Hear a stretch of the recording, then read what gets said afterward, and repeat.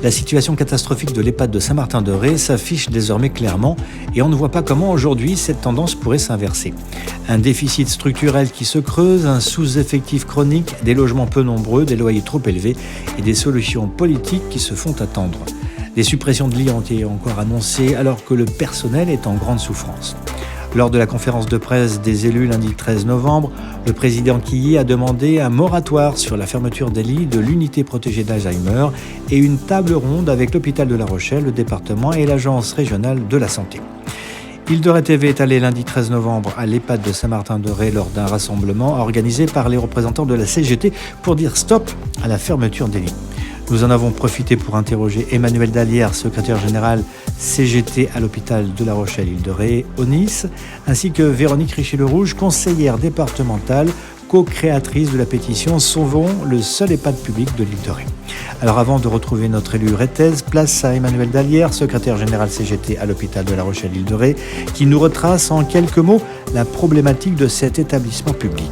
Emmanuel Dallière. Ça fait quand même quelques années qu'on observe un manque de personnel au niveau du recrutement, au niveau aide-soignant sur l'EHPAD de Saint-Martin-de-Ré, de par son insularité, de par la vie chère, puisque les loyers sont inabordables. Les logements sociaux sont saturés, il manque de logements sociaux sur l'île de Ré. Les agents sont obligés de se loger à une centaine de kilomètres sur le continent, parce que, comme vous le savez, la couronne rochelaise est aussi impacté par les prix exorbitants.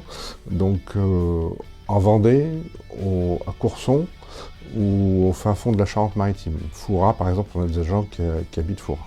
Sur le plan national, effectivement, on observe une désaffection de la profession, aide-soignant, mais c'est comparable à la formation d'infirmier, puisqu'on est sur 13% de manque de remplissage des instituts de formation, que ce soit infirmiers ou aides-soignants. À Saint-Martin, mois prochain, au mois de décembre, on va être à moins 17 aides-soignants sur l'EHPAD. Alors, les lits sont fermés depuis déjà 35 lits depuis 2 ans sur l'EHPAD. Et la capacité totale de Saint-Martin, c'est 160 lits d'EHPAD.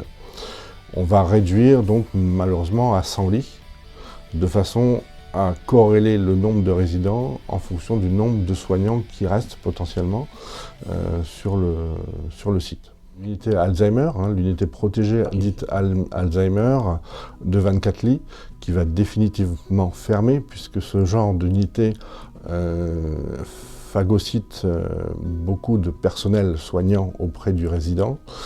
Donc ils vont fermer de façon à pouvoir rebasculer le personnel sur l'EHPAD pour réinjecter du personnel sur ces unités qui vont rester. Cette unité qui ferme, est-ce qu'il va y avoir des salariés qui vont devoir aller sur le continent, soit à Saujon, soit sur La Rochelle?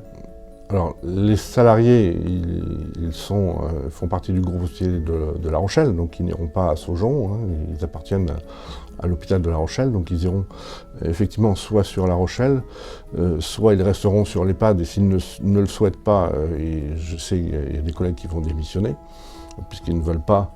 Ils ont choisi ce métier pour être auprès d'une population un petit peu particulière, avec une formation ad hoc, une formation adaptée auprès de la population Alzheimer. Donc ils ne souhaitent pas revenir sur l'EHPAD, donc auquel cas, effectivement, il y en a qui démissionneront.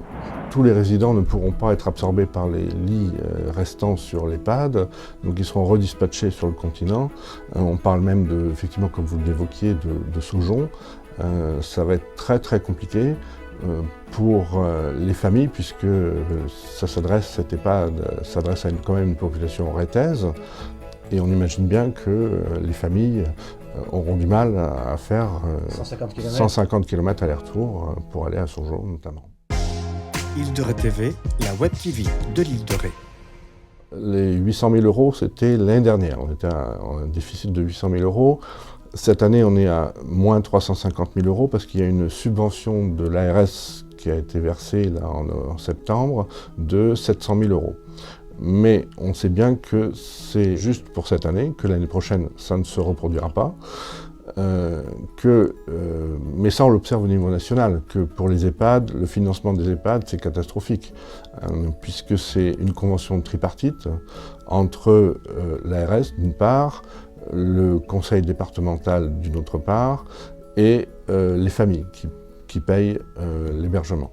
Pour l'ARS qui est notre tutelle, au niveau des soins, il est inenvisageable de fermer la seule structure, je le rappelle, publique sur l'île de Ré. C'est inenvisageable. Maintenant, ce n'est pas l'ARS qui recrute des soignants.